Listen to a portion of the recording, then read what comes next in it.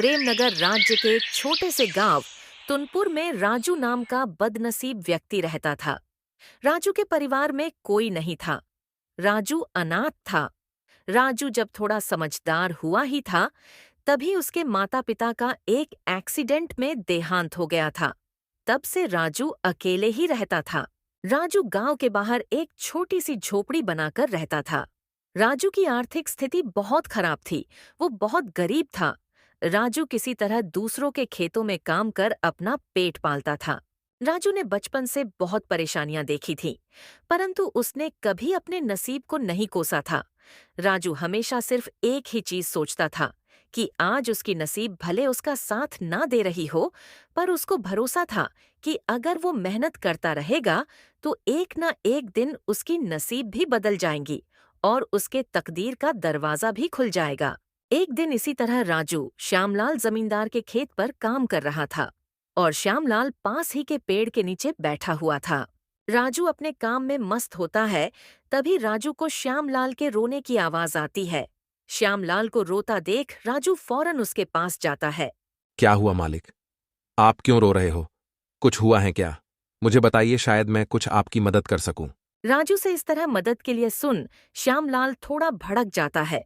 अरे राजू, तू क्या मेरी मदद करेगा जब तू अपनी खुद की मदद नहीं कर सकता? तू किसी की मदद करने लायक होता तो आज मेरी जमीन पर काम नहीं कर रहा होता। सेठ जी, ऐसी कोई बात नहीं है। सब नसीब का खेल होता है और नसीब एक तराजू की तरह होती है। जिसके तरफ मेहनत का वजन बढ़ेगा वो धीरे धीरे उसकी ओर झुक जाएगी। मेरा क्या है, मैं बस अपनी मेहनत पर विश्वास करता हूं। आज नहीं तो कल नसीब का तराजू मेरी तरफ भी झुकेगा और मेरे भी तकदीर का दरवाजा खुलेगा। राजू से इस तरह की बातें सुन श्यामलाल को बहुत प्रसन्नता होती है। क्या बात है राजू, तुझे और तेरी सोच को मेरा सलाम। इतनी मुसीबत से तू अपनी जिंदगी काट रहा है, फिर भी तू अपनी हिम्मत नहीं हारता। ऐसी कोई बात नहीं है सेठ जी। ये सब तो मेरे पिताजी की सीख का नतीजा है। मैं जब भी किसी चीज के लिए जिद करता था, तब मेरे पिताजी मुझे बस एक चीज कहते थे। देख बेटा राजू, आज मेरे पास इतने पैसे नहीं हैं कि मैं तेरी हर इच्छा पूरी कर सकूं, पर तू मेरी ये बात याद रखना, हमारी ये जिंदगी भी किसी मौसम की तरह है। कभी बहुत धूप तो कभी बहुत ठंड तो कभी बहुत वर्षा, पर तुम्हें उस एक वृक्ष की तरह हमेशा डट के खड़े रहना होगा और बस मेहनत करते रहना होगा, क्योंकि हर मौसम का एक समय होता है। इसी तरह हर दुख का भी एक समय होता है। एक ना एक दिन वो भी समाप्त हो ही जाएगा। बस तुम कभी हिम्मत मत हारना। वाह, क्या सोच थी तुम्हारे पिताजी की। काश मैं भी उनसे मिल पाता। अरे सेठ जी, ये सब तो बीती बातें हैं, ये सब छोड़िए और मुझे पहले ये बताइए, आप क्यों रो रहे थे? अरे राजू, अब क्या बताऊं तुझे। मैं एक बहुत बड़ी मुसीबत में फंस गया हूं। मुझे कुछ समझ नहीं आ रहा है कैसे इस समस्या से बाहर निकलूं। क्या हुआ सेठ जी, जरा साफ साफ बताइए। राजू, मेरे पास मेरे पिताजी की एक जमीन है जिस पर मेरा और मेरे भाई का पूरा हक बनता है, पर मेरे चाचा के बच्चों ने उस पर अपना हक जता लिया है। बस इतनी सी बात। एक काम कीजिए सेठ जी, आप अपने गांव के पुलिस स्टेशन में जाकर अपने चचेरे भाइयों पर जमीन हड़पने का केस कर दीजिए। अरे इसका कोई फायदा नहीं है राजू। हमारे गांव का विधायक मेरे चाचा के लड़के का बहुत अच्छा मित्र है, इसलिए तो इतना परेशान हूं। क्योंकि अगर गांव का विधायक उनके साथ है तो मैं कानूनी तौर पर भी उस जमीन को अपना साबित नहीं कर पाऊंगा। अब तो मेरे चचेरे भाइयों ने उस पर मजदूर लगाकर खेती भी शुरू करवा दी है। हाँ सेठ जी, आपकी ये बात तो सही है, और अगर आप कानूनी तौर पर जमीन को अपने नाम करने की सोचोगे तो शायद आपके पोते बड़े हो जाएं, पर केस चलता रहेगा। हाँ राजू, अब तू ही बता मैं क्या करूं। वो जमीन मेरे पिताजी ने बहुत मेहनत करके ली थी। मैं किसी भी हाल में वो जमीन अपने नाम करके रहूंगा। अगर ऐसी बात है तो मेरे पास एक तरकीब है सेठ जी, जिससे आपके चचेरे भाई खुद ये जमीन आपके नाम करवा देंगे। क्या बोल रहा है राजू? जल्दी बता मुझे भी वो तरकीब। राजू ने अपनी पूरी तरकीब श्यामलाल को समझा दी। तरकीब सुनते ही श्यामलाल राजू से कहता है। क्या बात है राजू, क्या तरकीब निकाली है? तू तो बहुत समझदार है। धन्यवाद सेठ जी। राजू, अगर तेरी ये तरकीब काम आई और मुझे मेरी जमीन वापस मिल गई तो मैं ये वादा करता हूं, अभी जिस जमीन पर तू काम कर रहा है मैं ये तेरे नाम कर दूंगा। अरे इसकी कोई जरूरत नहीं है सेठ जी, आप तो मेरे अन्नदाता हो। आपके लिए इतना करना तो मेरा फर्ज है। ठीक है राजू, कल से ही अपने इस तरकीब पर काम करना शुरू कर देना। जी सेठ जी, कल से ही मैं अपने काम पर लग जाऊंगा। राजू फिर से अपने काम पर लग जाता है। अगली सुबह राजू श्यामलाल के चचेरे भाइयों के पास जाता है। नमस्कार सेठ जी, क्या मुझे आपके यहाँ कुछ काम मिल सकता है? कौन हो तुम? और यहाँ पर काम करने वाले चाहिए, ये तुम्हें किसने बताया? अरे सेठ जी, हर दिन कहीं ना कहीं काम कर अपना पेट पालने वाला एक गरीब मजदूर हूँ। कभी किसी के यहाँ खेती कर लेता हूँ तो कभी किसी के यहाँ मजदूर बनकर जो काम मिल जाए कर लेता हूँ। ये सब तो ठीक है, पर हमारे यहाँ कोई काम नहीं है। बस क्या सेठ जी, मैंने सुना है पूरे गांव के सबसे बड़े जमींदार आप लोग हों और पूरे गांव में सबसे बड़ी जमीन आप लोगों के पास है, तो मुझे लगा कि मुझे यहाँ तो काम आराम से मिल जाएगा। नहीं भाई, हमारे पास कोई काम नहीं है। हमारे पास पहले से बहुत मजदूर हैं। इसका मतलब श्यामलाल सेठ सही कह रहे थे आप लोगों के बारे में। क्या कहा श्यामलाल ने हमारे बारे में? कुछ नहीं, बस ऐसे ही मेरे मुंह से निकल गया।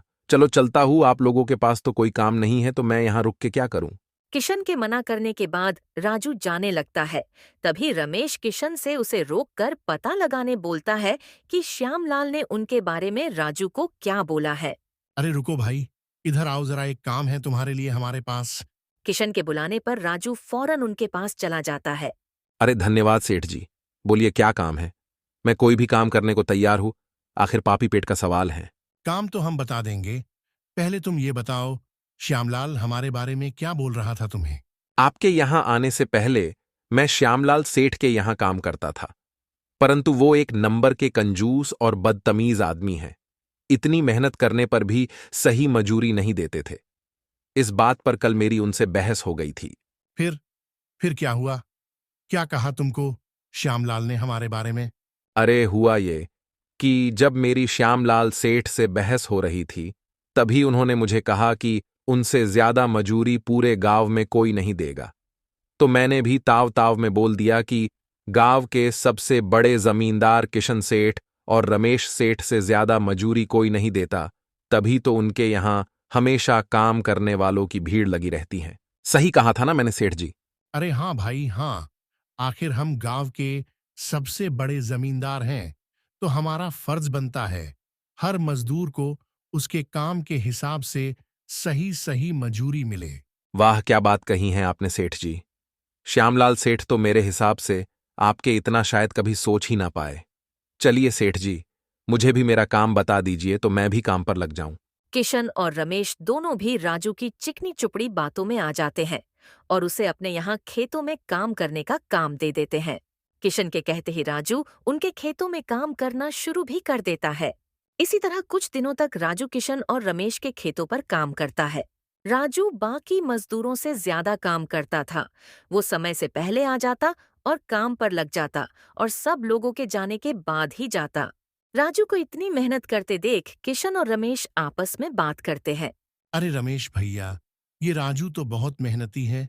ये अकेला ही 4 लोगों का काम कर देता है। अच्छा हुआ उस दिन इसे हमने रोक लिया। हाँ भाई, बात तो तू पते की कर रहा है। अच्छा हुआ राजू को हमने अपने यहाँ काम पर रख लिया। वो बहुत मेहनती और ईमानदार भी है।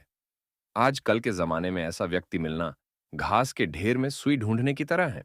हाँ भैया, कुछ भी कहो, मेहनती तो बहुत है राजू। इसके इतना काम शायद ही कोई करता होगा हमारे यहाँ। राजू ने अपनी मेहनत से दोनों भाइयों का दिल जीत लिया था। इसी तरह कुछ दिन और बीत जाते हैं। रविवार की सुबह सुबह किशन और रमेश अपने खेत के दौरे पर जाते हैं। जब वो अपने खेत पर पहुंचते हैं तो देखते हैं कि राजू काम कर रहा होता है। राजू को रविवार को भी काम करता देख किशन बोलता है। अरे राजू भाई, रविवार के दिन भी तुम काम कर रहे हो, आज तो आराम कर लिया होता। आराम? वो क्या होता है सेठ जी? अकेला रहता हूं घर पर, और अकेला व्यक्ति घर पर रहकर क्या ही आराम करेगा। इसलिए सुबह जल्दी ही आ जाता हूं और काम पर लग जाता हूं। इसमें मेरा दिल लगा रहता है। तुम बहुत मेहनती व्यक्ति हो। एक काम करो, आज तुम काम रहने दो, जाओ जाकर वहां पेड़ के नीचे आराम करो। नहीं सेठ जी, इसकी कोई जरूरत नहीं। आप लोग जाइए, मैं ठीक हूं। मुझे काम करना पसंद है। ठीक है राजू, फिर हम निकलते हैं। तुम्हारा जब मन करे अपने घर चले जाना। ठीक है सेठ जी। इसके बाद किशन और रमेश खेत को राजू के भरोसे छोड़ वहां से चले जाते हैं। अगली सुबह जब किशन और रमेश अपने खेत पर आते हैं तो देखते हैं पुलिस वहां आई है। पुलिस को देखते ही दोनों दौड़े दौड़े आते हैं। क्या हुआ थानेदार साहब, यहाँ क्या कर रहे हो? हमने तो पहले ही इस जमीन के असली कागजात बड़े थानेदार को दिखा दिए थे ना। अच्छा, ये जमीन तुम्हारी है ना? तभी तो तुम दोनों को अंदर करने आया हूं। अंदर? मैं कुछ समझा नहीं थानेदार साहब। कहना क्या चाहते हो? साफ साफ कहो। साफ साफ कहने की कोई जरूरत नहीं है। जरा अपनी नजर घुमाकर वहां देखो तुम्हारी जमीन से क्या निकला है। थानेदार के कहते ही दोनों भाई जब पलट कर देखते हैं तो वहां उनकी जमीन में किसी की लाश गाड़ी हुई होती है, जिसका सिर्फ कंकाल बचा होता है। कंकाल को देख दोनों भाई की हवा टाइट हो जाती है। ये कहाँ से आया हमारे जमीन में? चलो, अब बहाना मत बनाओ।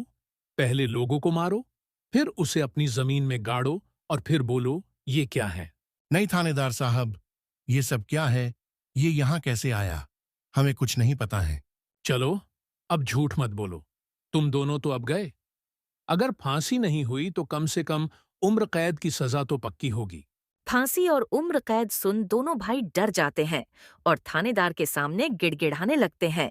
नहीं थानेदार साहब, हमने कुछ नहीं किया। ये सब कहाँ से आया इस जमीन में हमें नहीं पता। वाह, क्या बात है। तुम्हारी जमीन से कंकाल निकलते ही हमारी जमीन से इस जमीन पर आ गए। इस मामले से बचने के लिए दोनों भाई कुछ तरकीब लगाने की सोचते हैं। तभी वहां राजू आ जाता है। अरे सेठ जी, ये पुलिस क्यों आई है? कुछ हुआ है क्या? हाँ राजू, देखो, पता नहीं कहाँ से हमारे जमीन में ये कंकाल आ गया है। राजू कंकाल का नाम सुनते ही चौंक कर बोलता है। क्या कंकाल? ये कहाँ से आ गया? ये तो बहुत बड़ी मुसीबत में आ गए आप दोनों मालिक। हाँ राजू, अब तू ही कुछ तरकीब बता जिससे हम इससे बाहर आ सके। तीनों को खुसुर-पुसुर करता देख थानेदार कहता है। चलो, अब कोई तरकीब मत बनाओ। दोनों में से एक भाई तो पक्का जाने वाला है जेल में। अब तुम दोनों ही फैसला करो कौन जाएगा। थानेदार साहब, हमें बस 5 मिनट दीजिए। अभी हम फैसला करके आते हैं कौन जाएगा जेल। ठीक है, जल्दी जल्दी तय करो, किसको लेके जाऊं मैं जेल। ठीक है थानेदार साहब। राजू, किशन और रमेश थानेदार से थोड़ी दूरी पर चले जाते हैं। देखो मालिक, दोनों भाइयों के फंसने से अच्छा है कोई एक भाई फंसे। अब आप लोग सोचिए कौन जाएगा जेल। राजू भाई, हम दोनों भी अंदर नहीं जाना चाहते। कोई तरकीब लगाओ भाई, जिससे हम दोनों बच जाएं। मालिक, एक बात बोलूं, इस कंकाल को देख के तो लगता है काफी महीनों पहले से इसे जमीन में डाला गया होगा। एक तो किशन फांसी की बात सुन बहुत डरा हुआ था और राजू से ये सुनते ही किशन डर के फटाफट पूरी कहानी राजू को बता देता है। देखो राजू भाई, सच्ची सच्ची कहूं, ये जमीन तो हमने बस महीने पहले ही हड़पी थी अपने चचेरे भाई श्यामलाल से। किशन से हड़पने की बात सुन राजू ऐसा बर्ताव करता है जैसे उसे कुछ पता नहीं है इस बारे में। क्या कहा मालिक? हड़प्पी थी जमीन? मैं कुछ समझा नहीं, जरा साफ साफ बताइए। किशन जमीन हड़पने वाली पूरी कहानी राजू को बता देता है। किशन से पूरी कहानी मुंह जबानी सुनते ही राजू कहता है। मालिक, मेरे पास एक तरकीब है जिससे सांप भी मर जाएगा और लाठी भी नहीं टूटेगी। बताओ राजू भाई, जल्दी बताओ। तरकीब बताने से पहले आप मुझे ये बताओ, आपके लिए ये जमीन प्यारी है या आप दोनों की जान? इसमें कोई कहने की बात थोड़ी है राजू, हमें जमीन से ज्यादा हमारी जान प्यारी है। तो एक काम कीजिए मालिक, आप सबसे पहले जाकर थानेदार को बोल दीजिए ये जमीन श्यामलाल सेठ की है। थानेदार को बोलना हमने तो बस 1 महीना पहले ही ये जमीन उनसे बस काम करने के लिए ली है, बाकी का मैं संभाल लूंगा। अरे राजू, पर इससे तो हमारी जमीन हमसे छीन जाएगी, उसका क्या? नहीं मालिक, आप शायद मेरी तरकीब अब तक समझे नहीं। आप जब ये थानेदार को बोलोगे ये जमीन श्यामलाल सेठ की है तो पुलिस किसको पकड़ेगी? श्यामलाल सेठ को। और श्यामलाल सेठ के अंदर जाते ही ये जमीन फिर से आप लोग हड़प लेना, समझे? इससे आप लोग भी बच जाओगे और जमीन भी आपकी रहेगी। राजू की तरकीब सुन दोनों भाई दंग रह जाते हैं। वाह राजू भाई, तुम तो बहुत दिमाग वाले हो। आज तक तो तुमने हमें अपने बल से प्रसन्न किया था, आज तुम्हारी बुद्धि हमारी जान भी बचाएगी। राजू की तरकीब सुन तीनों थानेदार के पास जाते हैं और थानेदार को सब वैसे ही बोलते हैं जैसे राजू ने उन्हें कहा था। थानेदार साहब, ये जमीन हमारी नहीं है, हमने तो बस काम करने के लिए ये जमीन हमारे चचेरे भाई श्यामलाल से ली थी। वाह, जब तुम खुद फंस गए हो तो अब किसी और को फंसाकर अपने आप को बचाना चाहते हो। नहीं साहब, आपको विश्वास नहीं हो रहा तो राजू से पूछ लीजिए। ये हमारे पास बस अभी काम कर रहा है, इसके पहले ये श्यामलाल के पास काम करता था। बोलो राजू, ये जमीन किसकी है? हाँ थानेदार साहब, ये जमीन श्यामलाल सेठ की है। किशन सेठ और रमेश सेठ ने तो बस कुछ ही समय से इस जमीन पर काम कराना शुरू किया है। राजू से ये सब सुनने के बाद थानेदार राजू को श्यामलाल को बुलाने बोलता है। ठीक है, अगर ऐसी बात है तो एक काम करो राजू, जाओ और श्यामलाल को बुलाकर लाओ। राजू फौरन जाकर श्यामलाल को बुला लाता है, पर श्यामलाल अपने साथ पूरे जिले के एसीपी साहब को लाता है। सलाम सर जी, आप यहाँ। हाँ, बस यहाँ पास से गुजर रहा था तो भीड़ देख यहाँ चला आया। बोलो यहाँ क्या चल रहा है? देखिए सर जी, इन दोनों के जमीन से ये कंकाल निकला है और अब ये लोग बोल रहे हैं कि यह जमीन श्यामलाल की है। थानेदार ने पूरी कहानी एसीपी को बता दी और इन सब में अपने आप को फंसता देख किशन एसीपी को बोलता है। नहीं सर जी, ये जमीन हमारी नहीं है। हम बस कुछ समय से यहाँ काम करा रहे हैं। आप हमारे पास काम कर रहे मजदूर राजू से पूछ लीजिए। हाँ साहब, ये जमीन श्यामलाल सेठ की है। मैं कैसे मान लूं कि यह जमीन श्यामलाल की है? मेरे यहाँ का थानेदार तो कह रहा था इस जमीन पर केस चल रहा है और ये जमीन शायद तुम्हारे हवाले हुई है, और अब तुम बोल रहे हो ये जमीन श्यामलाल की है।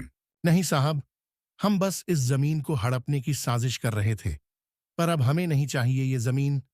अगर आपको चाहिए तो हम वो केस भी वापस ले लेंगे। थानेदार, एक काम करो, तुम जाओ, आगे का मैं संभाल लूंगा। एसीपी के कहते ही थानेदार वहां से चला जाता है। चलो अब श्यामलाल तुम बताओ, ये कंकाल यहाँ कहाँ से आया? तुमने किसको मार के यहाँ डाला है? अरे साहब, ये तो नकली कंकाल है। ये सब तो हमारा प्लान था इन दोनों के मुंह से सच्चाई सुनने के लिए। श्यामलाल से यह सुनते ही दोनों भाइयों के पैरों के नीचे से जैसे जमीन ही खिसक जाती है। हाँ एसीपी साहब, मैंने भी दोनों ने जो जो बातें मुझे कहा है सब रिकॉर्ड भी कर लिया है मेरे फोन में। आप चाहे तो ये रिकॉर्डिंग अपने साथ ले जा सकते हैं सबूत के तौर पर। राजू को भी इस प्लान में शामिल देख दोनों भाई को समझ जाता है कि यह सब श्यामलाल और राजू ने मिलकर किया है। अब तो उन दोनों के खिलाफ एसीपी के पास सबूत भी था और उन दोनों के पास अपनी गलती मानने के अलावा कोई चारा नहीं था। हमें माफ कर दीजिए एसीपी साहब, हम लालच में आ गए थे। हम आज के बाद यह गलती कभी नहीं करेंगे और ये जमीन भी श्यामलाल भाई को वापस दे देंगे। गलती तो तुम दोनों ने कर दी है, इसकी सजा तो तुम दोनों को मिलके रहेगी। और रही बात जमीन की, तो वो श्यामलाल की थी और रहेगी। तुम दोनों चलो अब जेल की हवा खाने। किशन और रमेश दोनों एसीपी और श्यामलाल से माफी मांगने लगते हैं। दोनों को इतना गिड़गिड़ाता देख श्यामलाल दोनों को माफ कर देता है। एसीपी को भी इन्हें नहीं ले जाने देता है और अपना केस भी वापस ले लेता है। श्यामलाल के केस वापस लेते ही एसीपी वहां से चला जाता है। धन्यवाद भाई, आपने हमें माफ कर दिया। आज के बाद हम ऐसी गलती कभी नहीं करेंगे। ठीक है किशन, कोई बात नहीं। बस ये याद रखना कि एक जमीन के टुकड़े के लिए तुम्हें अपनों के साथ कभी छल नहीं करना चाहिए। तुम्हारे बुरे समय में तुम्हारे अपने तुम्हारा साथ देने आएंगे। जमीन का क्या है, कभी मेरी तो कभी तुम्हारी।